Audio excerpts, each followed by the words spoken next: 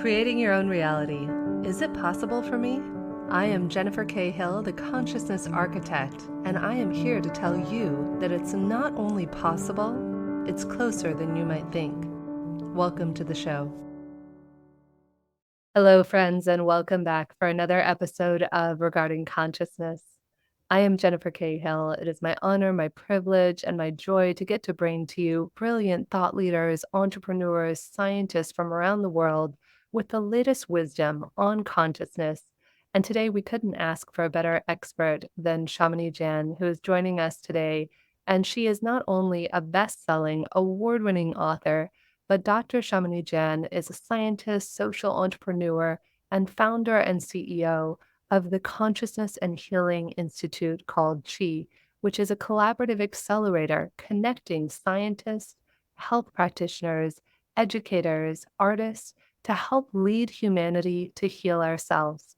CHI was formed through Shamini's deep desire to bring key stakeholders together to create coherent and effective move for us beyond the models of disease thinking and into the whole systems healing for personal and societal empowerment.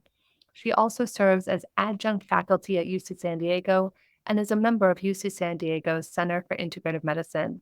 Shamini, it's such a pleasure to have you here. I'm so grateful we've gotten to know each other over the last few years, and thank you for the work that you're doing to help all of us as human beings.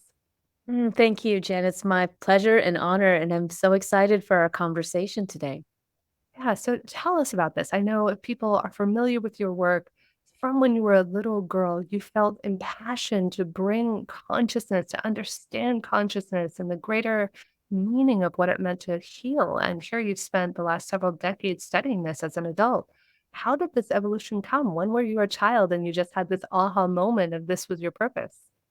Well, it's an interesting story. I think sheer curiosity and questioning about the separation that we seem to have growing up as a Jan from the Jan tradition, like my last name. Janism is a very small philosophy slash religion.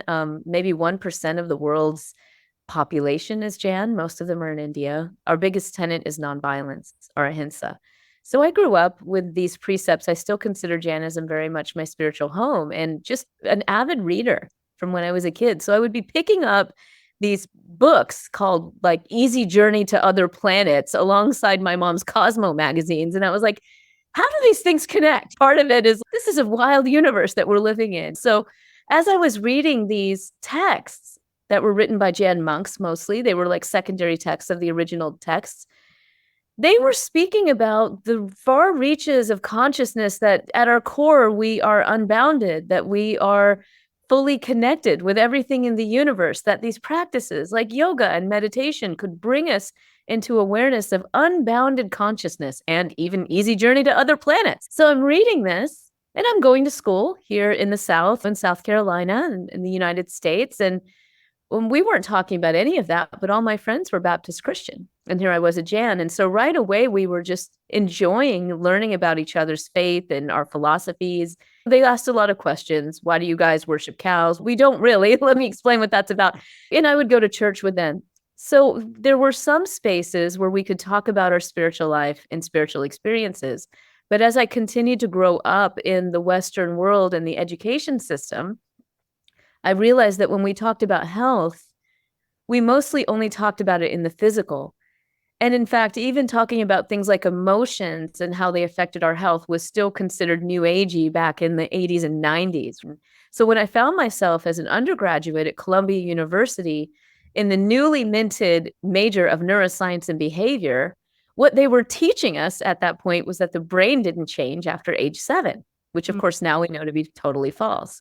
But having that upbringing really made me question that, even at that time when they said it, because the scientist in me said, we have very limited data to suggest that we can make that statement. You're telling me the brain doesn't change after age 7, and there's only a handful of studies that's based in. Second, like, just look around. You just look at how people change over the years and how they learn and grow, how people can learn music and languages, even at later ages. Are we so sure that the brain is really that unplastic? So right away, there were some questions that I had due to my upbringing on how we understood the brain as well as healing. And that's really what set me on my path. So I moved from neuroscience to a field called psychoneuroimmunology, which is just a fancy word of how we explain the connections between our brain and our immune system, our hormone system, the relationship of our emotions. But the psyche in psychoneuroimmunology, I like to remind my son, it doesn't mean psycho, it means psyche, right? It's psyche, which is actually spirit. So the work has evolved in psychoneuroimmunology, where we began in this field looking at things like we studied rats, really. I don't want to get into a deep history lesson here with psychoneuroimmunology, but it was founded because people really didn't believe that the brain and the immune system were connected. And through carefully controlled studies with rats, really actually demonstrating the physiology of placebo effects, we found that the brain and the immune system were connected. And that helped us understand how negative states of emotions, if experienced too much over long periods of time, can bring about things like chronic inflammation in the body. And we've heard a lot about inflammation over the last few decades in society as well as in our bodies, right? How that affects our health. But we're moving further with psychoneuroimmunology. We're now looking at positive emotions, positive states, but even beyond that, spiritual and transcendent experiences with what we have called in the West energy. And that's been the real focus of my work for a couple of decades, is this beautiful and seemingly mysterious area that we call the biofield, Mm. fields of energy and information that guide our health.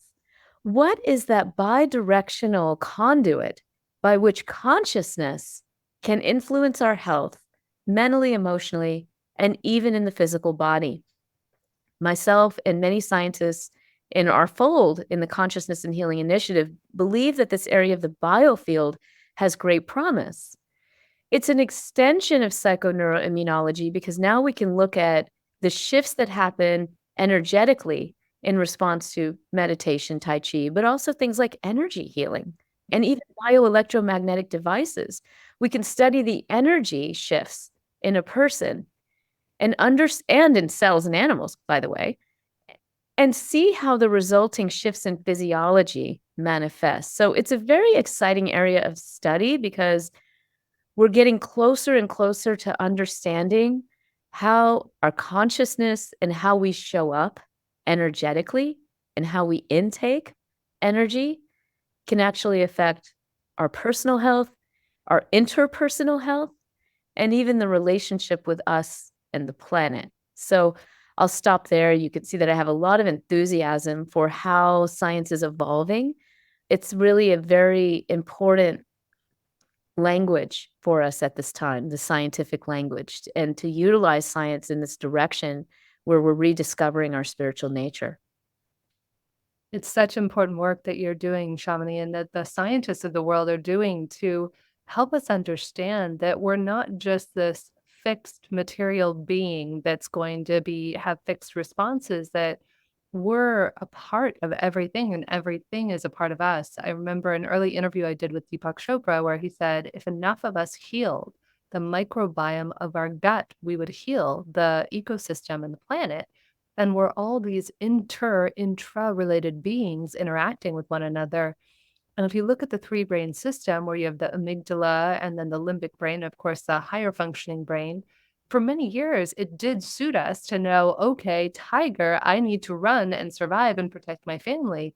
But I've heard other scientists and neuroscientists explain it by saying the problem with today's society is we interact with everything as though it's a tiger. So our brain is constantly in this system of fight, flight, or flee.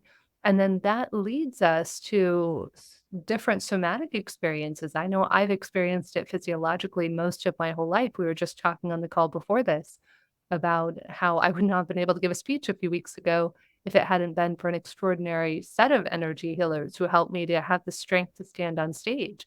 And I'm clear that one person was in Michigan, 5,000 miles away. The other person was in Sweden, several miles away, several thousand miles away. And those ladies, God bless them, helped me to be able to stand up in the midst of one of the worst viruses or food poisoning I'd ever had. So, how is that possible, Shamini? For people who maybe this is their first foray into regarding consciousness, they haven't heard these ideas before. How is it possible that somebody thousands of miles away could be impacting, for better or for worse, the energetic composition, the bioenergetic fields around somebody in a completely different part of the world? It's a wonderful question, and it means that we have to expand our thinking and our frameworks of how these things are happening because they are happening.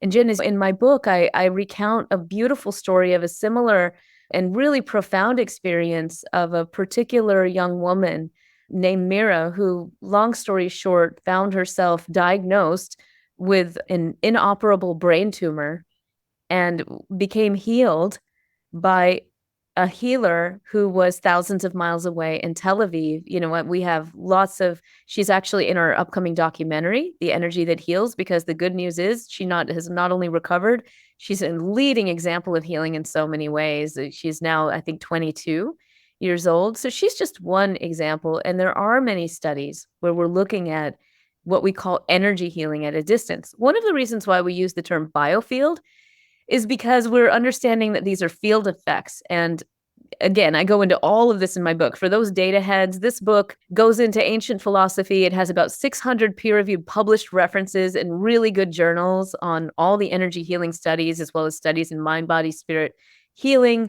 And the third part is all practical. So we're really well referenced there for people who really want to dig in and also explore what are the theoretical understandings of how distant healing works. And to date, the best explanation that we still probably have are quantum physics explanations, right? And there really is some meat and teeth behind it, but there's a long way to go still with doing quantum physics experiments on energy healing. I want to be really clear. We haven't done those experiments, but there is enough of it there at this point when we put these pieces together to say this phenomena is happening.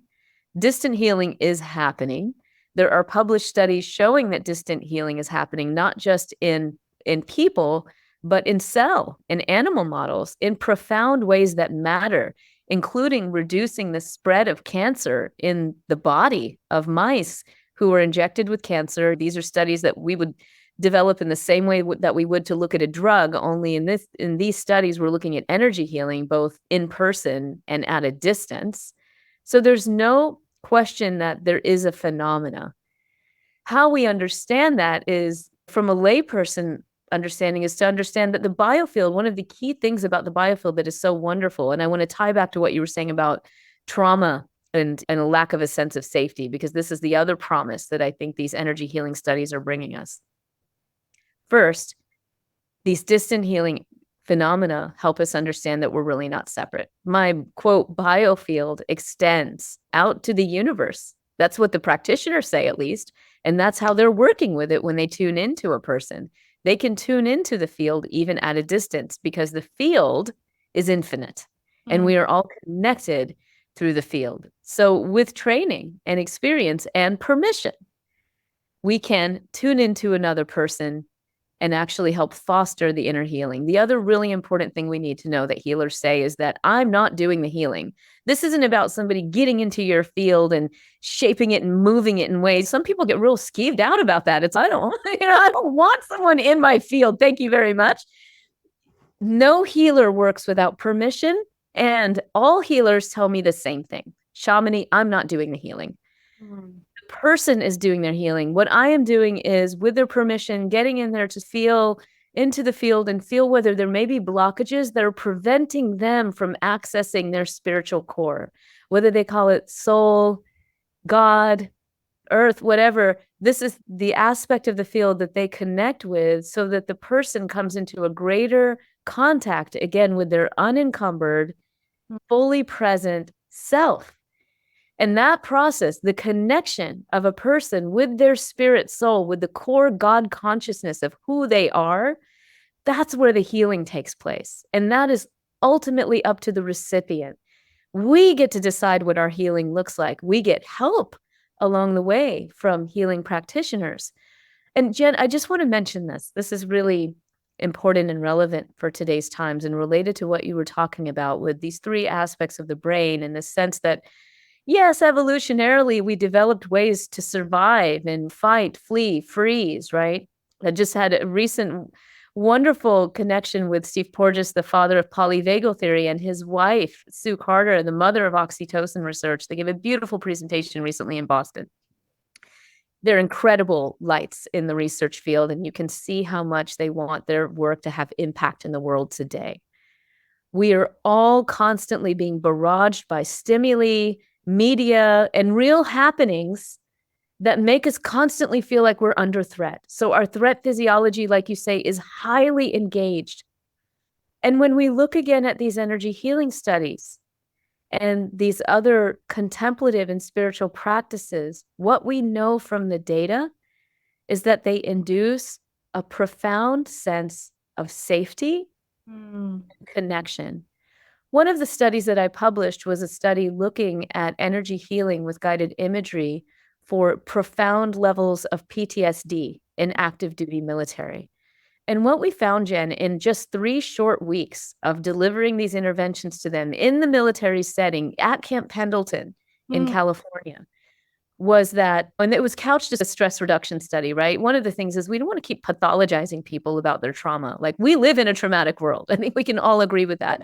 Trauma is actually a natural response to the environment around us, anxiety as well. So, how do we work with it? This study was couched to say, hey, look, we know everyone's super keyed up right now, so we want to offer something to reduce stress. So, they came in expecting that maybe guided imagery and healing touch would reduce their stress. What they found in addition was a profound reduction, clinically significant, this is all published data, in PTSD, in depression, and even a reduced sense of hostility. That is, their relationship with the environment and the people around them changed to where they viewed the whole their whole surroundings and people as being less threatening. So they didn't feel like they had to muster a hostile response, right? There was a deep sense of enhanced safety and less perception of threat. That's what these beautiful holistic healing practices offer. And that's why we're seeing them more and more in mental health settings, because they have something really beautiful to offer. What does it all mean? It means that when we are guided into a state of being, a transcendent state of being, through our own meditations or practice, or through the helpful guidance of a provider, and we come into contact with the deeper spiritual truth of who we are, we can release all of the conditioning that Mm. is happening that make us feel like we constantly have to be on edge. And that's healing, right? That's healing for our bodies. It's healing for our cells and our hormones, but it's also healing for our environments, our families, our society. This is really important. And what I take from all this, Jen, is it begins with us, because if we can allow ourselves to engage in these practices on a daily basis, we're going to show up in a way that we can bring more light and flow to a situation Mm. rather than more fire. We don't need more fire. Some would argue we don't even need more air. There's enough information floating in the ethers, right? There's a lot of air. There's a lot of, and I'm a very airy person, so I say this with love. So much air, there's so much talk, there's so much information, what's true, what's not. There's so much fire, there's so much heatedness. There's a lot of those elements floating through the universe right now. And with these practices, we can come into a deeper state of earth awareness and groundedness, a deeper sense of flow and cohesion, which is afforded by the water elements, a greater sense of space and spaciousness by coming into contact with consciousness. And there's so many ways. That's what's so cool. The data shows us there's so many ways to do this. Coming into contact with consciousness. What a beautiful way to put that. It's so funny. You just made me think of something. As I was walking in the door, I had a profound healing session. I have a dear friend who's a brilliant acupuncturist and also does energy work. She's one of the few acupuncturists I've met where I was on the table earlier, Shamini, and I'm literally there. And this only happened once before with her. And I've been doing a lot of deep healing work this week, and she has me face down on the table. And so she's doing a little energy work on me as we're doing this. I dropped straight out of time and space. I'm not sure if you've ever had this. I started reverse swirling like I was free falling through time and space. We're in the middle of a profound conversation on the meaning of consciousness. And I'm like, oh, wait, can't talk anymore. I am gone. I'm like going. And Beautiful. as I walked in the door, though, I just remembered I had a beautiful piece of wisdom that I often write this down. I hope I wrote it down. It was something about the miracles that access to miracles is, oh, that's what it was. Access to miracles is dancing with obstacles. I don't know why, after I was like in this beautiful heightened state of consciousness after leaving her today. And the funny thing about even techniques looking back for thousands of years, like acupuncture, one of my dear friends, Dr. Mel, is I think a 36th generation acupuncture practitioner. And he Wow. back, have you ever heard of the story of Itzi the Iceman or Otzi the Iceman found in Italy in the 1990s? Did you ever hear Mm. this? I have heard a little bit about it. Tell us more. Yeah. Yeah, what I think you would appreciate, a friend of mine, Dr. Maria Sadri, introduced me to this. She's been using something called information healing and has been a pioneer in it for about 30 plus years. In this study of Otzi the Iceman, it was the most well preserved human being that's the oldest human being that they've ever found. He was found in a glacier in northern Italy in the early 1990s. And what was astounding is Maria teaches things that you probably won't be able to see it. We'll see if you can. Oh, you can. So Maria, for example, I had a stomach thing earlier this week. So she'll give me ways to make what she calls informed water, which is the person's name and then what part of the body needs help and different symbols. So the symbols, just like the one I just showed you here on my desk, they found, Shamini, these same symbols on a man 5,000 years old that were on his acupuncture meridians thousands of miles away from Asia. Is that not astounding that for 5,000 years we've been using acupuncture meridians for healing and healing with information such as Y symbols or parallel lines to heal the human body? And just now is this becoming available from a modern science perspective? Yeah, it's rediscovered and in different language. I love that, Jen. Thank you for sharing that very powerful story. It's more than a story, it's data to a certain degree. That's data. A lot of people think this idea of the biofield is some new agey concept, but it's not. It's been around for millennia and it's instantiated in whole person health systems across the world in many different cultures. In nearly every indigenous form of healing, which is whole systems by nature, because they understood that we weren't separate from the universe and the earth, and that the biofield, what we call the biofield, is what connects us energetically. In our traditions, in the East Indian traditions, we describe Shakti as the manifest power that powers the entire universe, and Shiva is formless oneness, consciousness. And these things are always at play in everything in the Mm. world. So it's very ancient understanding. It's beyond even knowledge. It's not just knowledge up here in my head, but it's an understanding. It's a way of being in the world. And we see this renaissance happening now, which is so exciting across the globe. The return to plant medicine, the exploration of the consciousness of plants, not just the biochemistry of it, but the spiritual nature of plants, the connections between plants, the beautiful mycelium network that connects all these beautiful beings, right? So that they're in constant communication and sharing intelligence, again, information, right? Energy and information in these networks. We're just part of this beautiful, living, breathing ecosystem. And I think that the experience of that is becoming more and more present in our times, and for good reason, right? It's time to be, as our beautiful native brothers and sisters tell us, to be in right relationship with the earth if we want to still live here. I, I love that. I have a funny tree story myself. So when I first moved to Portugal 3 or 4 years ago, we tried a lot of different neighborhoods, and I was getting ready to go to the US to file my paperwork for my D7 visa to live here. And God bless my mom, who is wildly intelligent, very detailed, and we talk every day via FaceTime. That's a week before I'm going to the US to drop off my paperwork. And she says, honey, my love, do you have everything you need? Do you have your year-long lease? She's going through the whole list. And I was like, oh, mom, I don't think I need a year-long lease. I just need a lease till the end of the year. It's now end of November of 2021. And she's, oh, no, honey, it's right here. And she texted me the link. She said, you need a year-long lease. And I was like, ah. like the kid from Home Alone. I did not have a year-long lease. I have 7 days to Right. get one. So I call a realtor friend and I'm like, Sharon, can you help? I don't care if you just want to get me a place for a couple $100s a month to put a suitcase down, or a dream house would look like X and Y and views of the Ah, beautiful. trees. So I put it out there to her. Less than 24 hours later, Sharon calls us and says, it's December 1st of 2021. My love, I have something. It's not on the market. You got to come and see it. So we come to this place and it's magic. It's the vibration of it. It's just love and joy and peace. And the people who own it are fabulous. And meanwhile, I love trees. And a couple of years ago during COVID, I began just personally reaching out softly with my left hand to connect to the energy of trees and plants and flowers and receiving beautiful haiku-like wisdom from them. So I see on this terrace, Shamini, two majestic olive trees on either end of the terrace.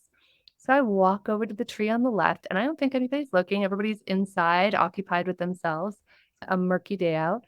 And I just quietly put my left hand on the tree trunk of the left olive tree. And from my heart to the olive tree's heart, I just said, Tree, how do you feel about this? Is this a place with good energy? And without missing a beat, the tree says, it's beautiful, Jennifer. You're going to love living here. It's wonderful energy. So don't think twice about it. I now have 2 days till I'm going to the US. It's now the Friday, the day before I'm literally flying out the next morning, and we're signing the paperwork for the place. And I'm sitting across from the woman who owns it, and she says, do you know why we chose you? And I said, no, I don't. Thank you for this great gift. And she said, it's because we saw you talking to our tree. Literally, she Oh, said, that is it's beautiful. my Full favorite. circle. Yeah, it was just full circle. She said we would have never given it to anybody because it was just an extra beautiful place. They have another home. And they said we didn't know if we could trust it with anybody until we saw you having an intimate moment and talking to our tree. Like the rest is history. And it was our dream house. And so I always want to give credit to the tree because had it not been for that intimate connection with nature and the tree, I would have never been graced with the home of my dreams. And the recognition of that. Look how beautiful, how divine. This is what we mean by living a divine life here on earth, right? When we come into our divinity and we respond to others, all beings, as Mm. divine, and we honor them in that way, it opens up that channel. I know here in the Western world, we like to use that term manifestation a lot. It's fine. It's fine. We can use that word, but I like to use the word co-creation Mm. because that's really what we're doing. This is not manifesting from ego, but there's nothing wrong with desiring a beautiful place to live and communing with the spirits around and asking for support and guidance to do that and honoring and respecting. And ultimately, why did you get that place? They saw that you were in your divine nature and that you would honor and respect the place. And because you honored and respected that tree and asked for its guidance, they knew they could trust you. How beautiful. I know it's one I just feel so honored and grateful. It's we're all connected to everything around us. I was shown a vision a few years ago. I think it was last year during a full moon, sitting around with a few women, no plant medicine or anything. Huge fan of it, but no plant medicine. We're just sitting around doing a beautiful meditation to one of my favorite songs by Estes Tone called Inner Worlds. And as we're sitting there, Shamini, I was shown the most beautiful vision, more beautiful than almost any plant medicine journey I've ever had, where in the middle of it, I was shown the whole universe expanding out. And then I was shown the image of kintsugi art. Have you ever seen kintsugi art? Do you know I that? haven't. No. So imagine that you have a beautiful bowl or cup or something that's shattered that you feel like, oh, I have to throw it away. It's broken. But what the Japanese do is an art form where they take 24 karat gold and painstakingly Oh, every piece back together with this 24 karat gold as the adhesive. And in that moment, I've shown the whole universe and all the separation of us from the plants, the animals, the earth, and one another. And I was shown that love is the Kintsugi goal. And that if we can all use this gold, this love to unconditional love to put the pieces back together, that would bring us back into wholeness. I love that. Yeah, you're familiar with that saying, cracks are where the light comes in. So that makes me think of what you're saying. And I have seen those pieces. They're profound, beautiful statements of healing, honestly. That is the journey. That is the journey. And again, it's no surprise to any of us that when we ask healers, what is really the core of healing? This is their response. It's love. Mm, 100%. And that's what your book, Healing Ourselves, is about, along with the scientific evidence. And Shamini, I know you and I could talk for hours. You have such deep wisdom, both from the scientific and from the heart side, which is what I really respect and admire and adore and appreciate about you. Is there anything I haven't gotten to ask you about today that maybe you're feeling called to share with our audience, or a resonant word or phrase, something that you feel like is being called for to the hearts of our listeners and viewers? Yeah, I really want to encourage people to continue to be in community. Mm. Community is a healing salve right now for our times.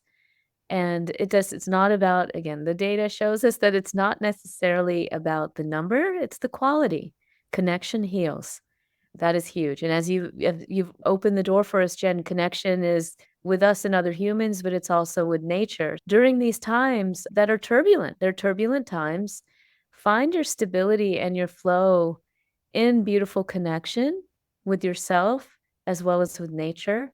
For those who are seeking deeper community in these areas of consciousness and healing, I do invite you to come and join our community at the Consciousness and Healing Initiative. Jen, and I noticed, like many people, you would name it as an institute, but I always say we're not an institute. We're not a brick and mortar standalone group. We're an initiative. We're a collaborative group. So we bring in many different voices, many different perspectives. We have free webinars every first Friday. Our last one was with one of my dear friends and colleagues and co-teachers, Dr. Bruce Lipton, PhD. Many will be familiar. Our free Friday webinars are open to all. We have people joining from all over the world, and you do get free replays as well for 48 hours. There's also a way to support the organization with contributorships, which are 180 a year to support the movement of healing, and you get all access to those webinars. You can go to webinars on healing to get a sense of some of the community that comes together for these free gatherings. And I really invite you to come and just learn. No obligation to join as a contributor unless you feel called to do that and you feel that reciprocity. We are a social profit, 501c3 social profit, and we are here to support you in your healing journey. In addition to that, for those who want to go on the journey of deeper experiential learning, do a lot of speaking and teaching, and you can go to my website, shaminijan.com, and you'll get access to the book and a new music album and teaching and all of that. I am teaching at Esalen Institute in September and Omega in October. And those are going to be really beautiful, immersive experiences where we'll explore, of course, the scientific reality of our divinity, but we'll also engage in deep practices to foster our healing through sound making, meditation, and more. So I always enjoy doing that in person. It's super fun. Thank you so much, Shamini, for sharing your heart, your wisdom, and your vision for humanity to come together in love, to explore the quantum field, energy healing, and all of the different ways that we can expand our consciousness, connect to one another, and connect, most importantly, to ourselves. I am Jennifer Cahill. It's been such a pleasure having you listen, having you join. Go out today and see if you can see yourself or someone in your life as whole, complete, and perfect, and allow that to be the catalyst for your healing.